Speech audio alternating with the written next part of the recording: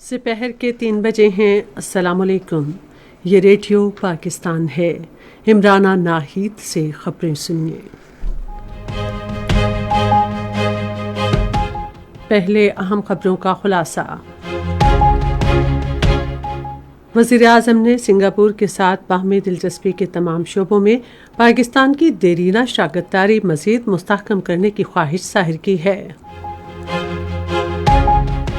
नायब वज़ीर आज़म ने पुरअमन हमसायगी और पायदार तरक्की के लिए पाकिस्तान के विजन का इयादा किया है। वज़ीर पेट्रोलियम ने कहा है कि हुकूमत अवाम को रिलीफ की फराहमी के लिए इक़दामात कर रही है। पानी के बारे में 9वीं 2 रोज़ा आलमी कॉन्फ्रेंस मंगल को इस्लामाबाद में शुरू होगी। पंजाब की वज़ीर आला ने स्कूलों में खाने के प्रोग्राम को सूबे के मज़ीद अजला और तहसीलों तक वसअत देने की हिदायत की है। गज़ा में इसराइल की तरफ से मुकम्मल नाकाबंदी के बायस 3,500 से ज़ायद बच्चों की वाक़ा कशी से हलाकत का खदशा है। आज रात लाहौर में पाकिस्तान सुपर लीग के एक मैच में लाहौर कलंदर्स का मुकाबला कराची किंग्स से होगा। और अब खबरें तफसील के साथ। वज़ीर आज़म शहबाज शरीफ ने सिंगापुर के साथ बाहमी दिलचस्पी के तमाम शोबों में पाकिस्तान की देरीना शराकतदारी मज़ीद मुस्तहकम करने की ख्वाहिश ज़ाहिर की है।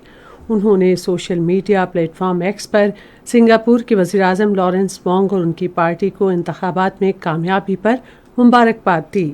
वज़ीर आज़म ने सिंगापुर की तरक्की और खुशहाली के लिए नेक ख्वाहिशात का इज़हार किया। नायब वज़ीर आज़म और वज़ीर ख़ारजा मोहम्मद इसाक डार ने इलाकाई अमन और सलामती के लिए पाकिस्तान के अज़्म का इज़हार किया है और कहा है कि पाकिस्तान अपनी खुद मुख्तारी और कौमी मफादात के तहफ़्फ़ुज़ का हक़ रखता है। नायब वज़ीर आज़म ने आज मलाइशिया के वज़ीर ख़ारजा दातू श्री मोहम्मद हसन से टेलीफोन पर गुफ्तगू की और उन्हें मौजूदा इलाकाई सूरत हाल के बारे में आगाह किया।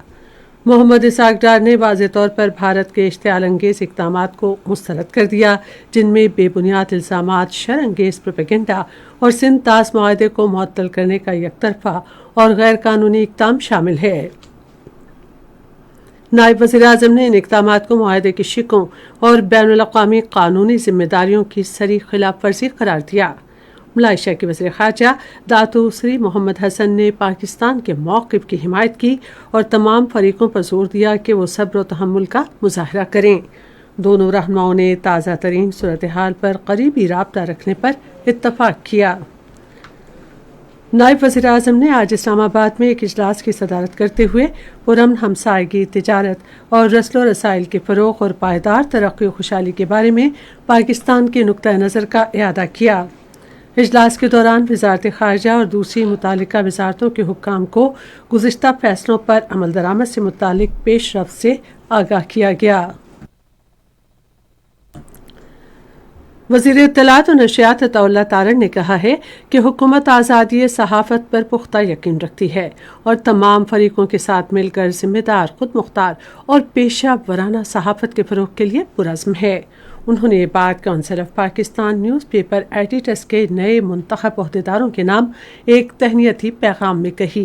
वफाकी वज़ीर ने कहा कि CPNE की नौमुंतखब क़यादत की कामयाबी उन पर सहाफ़ी बरादरी के एतमाद का इजहार है। उन्होंने उम्मीद ज़ाहिर की कि CPNE की नई क़यादत सहाफ़ियों के हुकूक़ के तहफ़्फ़ुज़, पेशा वराना मयारात के फ़रोग़ और कौमी मफादात के तहफ़्फ़ुज़ के लिए मुस्बत किरदार अदा करेगी। वज़ीर पेट्रोलियम माली परवेज़ मलिक ने कहा है कि हुकूमत अवाम को रिलीफ फराहम करने के लिए हर मुमकिन इक़दामात कर रही है। उन्होंने आज लाहौर में अपने हलके में एक अवामी इज्तिमा से खिताब में कहा कि हुकूमत की अनथक कोशिशों की बदौलत इक़्तिसादी सूरत हाल बेहतर हो रही है। उन्होंने कहा कि महंगाई पर काबू पा लिया गया है और दिवालियापन के दहाने पर खड़ा मुल्क अब तरक्की की जानिब गामज़न है। ये खबरें आप रेडियो पाकिस्तान से सुन रहे हैं। कौमी असम्बली का इजलास कल शाम 5 बजे पार्लियामेंट हाउस इस्लामाबाद में होगा। ऐवान में कौमी और बैनुल अक़वामी अहमियत के उमूर पर तबादला ख्याल किया जाएगा। वज़ारत मज़हबी उमूर ने कहा है कि हज इंतज़ामात के हवाले से خودکار اور مربوط نظام کی جانب نمایاں پیش رفت کی گئی ہے۔ یہ بات وزارت کے انفارمیشن ٹیکنالوجی سیل کے اسسٹنٹ ڈائریکٹر جمیل الرحمان نے ریڈیو پاکستان کے نمائندے عبدالرحمان چیمہ کو ایک خصوصی انٹرویو میں بتائی۔ انہوں نے کہا کہ جدید آئی ٹی نظام اور پاک حج اپلیکیشن کے استعمال کے ذریعے درخواست جمع کرانے سے لے کر حج کے بعد کی آرا حاصل کرنے تک کا عمل خودکار بنایا گیا ہے۔ انہوں نے کہا کہ اس اپلیکیشن میں ایک فیڈ بیک فیچر بھی شامل ہے تاکہ عازمین حج اپنے تجربات اور تجاویز سے آگاہ کرتے رہیں۔ آبی تحفظ اور سماجی اقتصادی ترقی کے لیے جدید ٹیکنالوجی کے حوالے سے 9ویں بین الاقوامی 2 روزہ آبی کانفرنس منگل کے روز اسلام آباد میں شروع ہوگی۔ عالمی سطح کی یہ تقریب OIC کامسٹیک سیکریٹریٹ میں ہوگی، جس میں دنیا بھر سے محققین، ماہرین تعلیم اور پالیسی ساز پانی کے استعمال اور تحفظ سے متعلق اہم مسائل پر تبادلہ خیال کریں گے۔ کانفرنس سے معلومات کے تبادلے اور اجتماعی مکالمے کے لیے ایک کثیر جہتی پلیٹ فارم فراہم ہوگا۔ پنجاب کی حکومت نے 11,000 سے زیادہ اسکولوں کو آؤٹ سورس کرنے کا کام مکمل کر لیا ہے۔ آج لاہور میں ایک اجلاس کی صدارت کرتے ہوئے وزیر اعلیٰ مریم نواز نے پنجاب ایجوکیشن فاؤنڈیشن کے تحت 11 لاکھ بچوں کے اندراج پر وزیر تعلیم رانا سکندر حیات کی انتھک کوششوں کی تعریف کی۔ انہوں نے اسکول مینجمنٹ کونسل کو 3 ماہ میں صوبے کے اسکولوں میں تمام ضروری سہولتیں فراہم کرنے کی ہدایت کی۔ مریم نواز نے انگریزی زبان کے تربیت کاروں کے ذریعے سرکاری اسکولوں میں 5 لاکھ بچوں کو انگریزی زبان بولنے کی تربیت دینے کا ہدف مقرر کیا۔ انہوں نے اسکول میں کھانے کے پروگرام کو دوسرے اضلاع میں توسیع دینے کے علاوہ ہر ضلع میں لڑکیوں اور لڑکوں کے لیے Nawaz Sharif school of excellence قائم کرنے کی ہدایت کی۔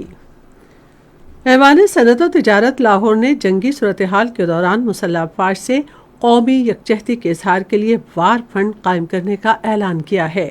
ایوان صنعت و تجارت کے صدر میاں ابوذر شاد نے ریڈیو پاکستان کے لاہور کے نمائندے سجاد پرویز سے گفتگو کرتے ہوئے کہا کہ ابتدائی طور پر یہ فنڈ 1 کروڑ روپے سے قائم کیا گیا ہے اور ہم نے 1 ارب روپے کا ہدف مقرر کیا ہے جو بہت جلد حاصل کر لیا جائے گا۔ بھارت کے غیر قانونی زیر قبضہ جموں و کشمیر میں پولیس نے سری نگر کے مختلف مقامات اور وادی کے دوسرے حصوں میں گھروں پر چھاپے اور تلاشی کی کارروائیاں تیز کر دی ہیں۔ کشمیر میڈیا سروس کے مطابق بھارتی فوج نے شواہد حاصل کرنے کے مقصد کے تحت دستاویزات اور ڈیجیٹل آلات قبضے میں لے لیے۔ غزہ میں اسرائیل کی جانب سے محصور علاقے کی مکمل ناکہ بندی 30 ماہ میں داخل ہو گئی ہے اور خوراک اور طبی امداد اور ساز و سامان کا ذخیرہ خطرناک حد تک کم ہو گیا ہے۔ غزہ کے سرکاری ذرائع ابلاغ کے دفتر کے مطابق محصور علاقے میں شدید غذائی قلت کی وجہ سے 70,000 سے زائد بچے ہسپتال میں داخل ہو چکے ہیں۔ ادارے کا کہنا ہے کہ فاقہ کشی کے باعث 5 سال سے کم عمر 3,500 سے زائد بچے لقمہ اجل بن سکتے ہیں۔